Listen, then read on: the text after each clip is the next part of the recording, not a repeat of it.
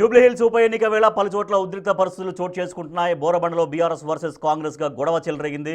Borabanda corporator పైన BRS కార్యకర్త చేయి చేసుకున్నాడు. ఒకరినొకరు కొట్టుకునే పరిస్థితి తలెత్తడంతో ఇరు వర్గాలను చెదరగొట్టారు పోలీసులు. మరోవైపు షేక్పేటలో కాంగ్రెస్ పార్టీ డివిజన్ అధ్యక్షుడు సత్యనారాయణ పోలీసులతో వాగ్వాదానికి దిగారు. బీఆర్ఎస్ డివిజన్ నాయకుల్ని లోపలికి అనుమతిస్తున్నారంటూ ఆరోపణలు చేశారు ఆయన.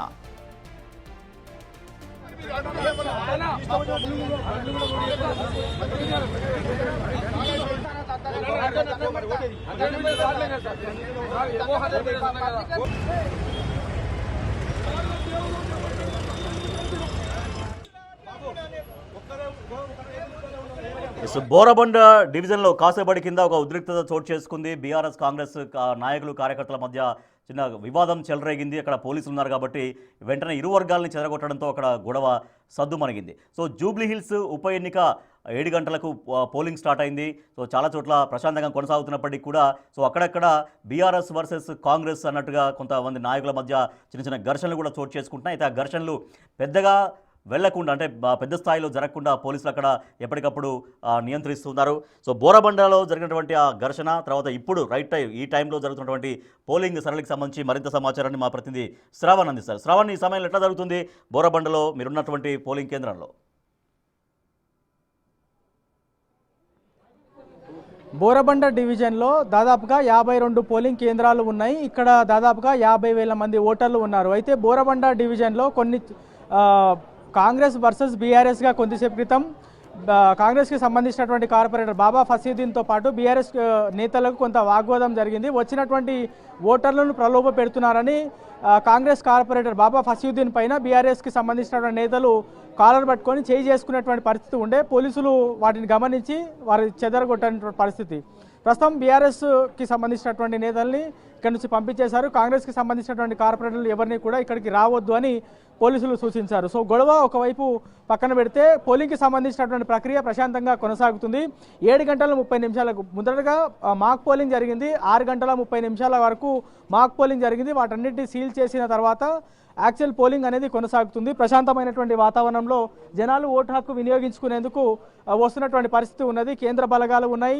ఇక్కడ పోలీసులు కూడా దగ్గరుండి పోలింగ్ ఏ విధంగా జరుగుతుందని పరిశీలిస్తున్నటువంటి దృశ్యాలు కూడా మనము గమనించవచ్చు. ఇక్కడ పెద్ద సంఖ్యలో ఓటర్లు తమ ఓటు హక్కు వినియోగించుకునేందుకు వస్తున్నారు. క్యూ లైన్లో చాలామంది జనం వేచి ఉన్నటువంటి పరిస్థితి కూడా చూడొచ్చు. వచ్చినటువంటి వాళ్ళందరినీ కూడా పోలీసులు చెక్ చేస్తున్నటువంటి దృశ్యాలు కూడా మనం చూడొచ్చు. ప్రతి ఒక్కళ్ళు కూడా ఓటర్ స్లిప్ని చూసిన తర్వాత ఓటర్ స్లిప్ తీసుకున్న తర్వాతనే వాళ్ళని లోపలికి పంపిస్తున్నారు. ఎవరి దగ్గర కూడా సెల్ ఫోన్స్ ఉండొద్దు అనేది స్పష్టంగా అధికారులు చెప్పేటువంటి ప్రయత్నం చేస్తున్నారు. మనం చూడొచ్చు మేల్తో పాటు ఫీమేల్ ఓటర్స్కి ప్రత్యేకంగా క్యూ లైన్స్ ఏర్పాటు చేశారు. లోపలికి వెళ్ళేటువంటి వాళ్ళని కూడా పోలీసులు చెక్ చేస్తున్నటువంటి దృశ్యాలు ఉన్నాయి.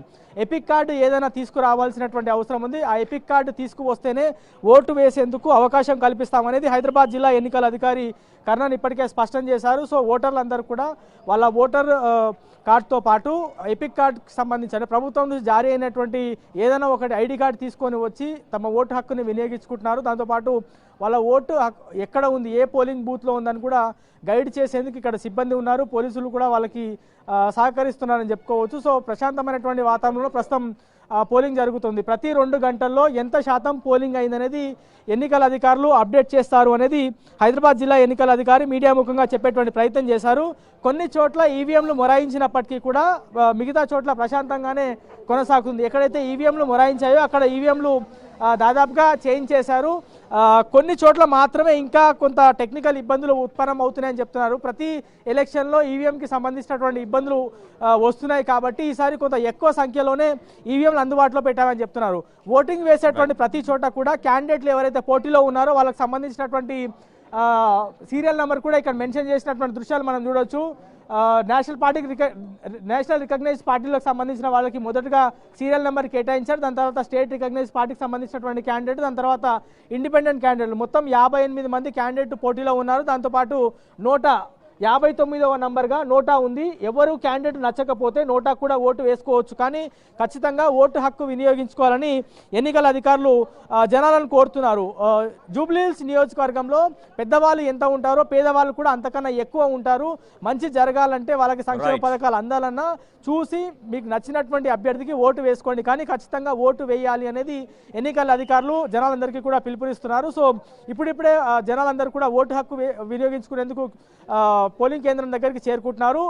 9 గంటల వరకు ఎంత శాతం పోలింగ్ నమోదైంది అనేది ఒక అప్డేట్ ఎలక్షన్ కమిషన్కి సంబంధించినటువంటి అధికారులు విడుదల చేసేటువంటి అవకాశం ఉంది. ప్రస్తుతం అయితే 1-2 చోట్ల మినహా చెదురుమదురు ఘటనలు జరిగాయి. కొన్ని చోట్ల మాత్రమే ఈవీఎంలు మొరాయించారు. మిగతా చోట్ల అన్నింటిలో కూడా ప్రశాంతమైనటువంటి వాతావరణంలో భారీ బందోబస్తు మధ్య పోలింగ్ జరుగుతుంది. Rajesh, right, thank you Shravan.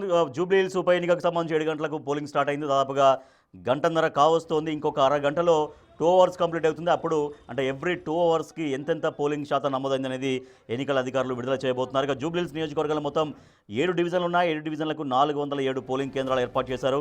So Rahmat Nagar డివిజన్లో 70,583 ఓట్లు ఉండగా 72 పోలింగ్ బూత్లు ఏర్పాటు చేశారు ఆ రాయమత్ నగర్ డివిజన్ కోసం. ఇక షేక్పేట డివిజన్లో 70,546 ఓట్లుంటే ఆ డివిజన్లో 70 పోలింగ్ బూత్లు ఏర్పాటు చేశారు.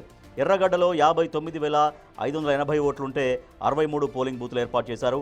యూసఫ్గూడలో 58,599 ఓట్లుంటే 56 పోలింగ్ బూత్లు ఏర్పాటు చేశారు.